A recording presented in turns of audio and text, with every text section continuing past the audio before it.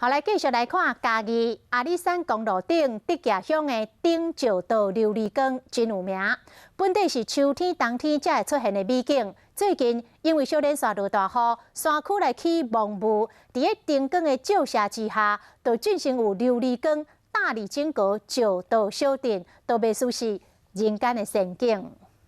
微片的云雾伫七彩灯光的反射下，呈现出灿烂的色水。这个美景是伫嘉义阿里山的石道小镇，亲像是人间的仙境。伫有云雾的夜空，徛过的灯光、路灯、车灯，闪成亲像琉璃迄一般的汤光色水。有一些灯光照射，然后反射到天空中的云层。 这是伫嘉义阿里山顶石道专属美景。最近连日的大雨，雨较细了后，伫海拔1000公尺左右，水汽充足，才会当翕到。每年到了秋天以后，气温慢慢的降低，从玉山高山的云海慢慢的往下流动，来到了阿里山石洲地区聚集。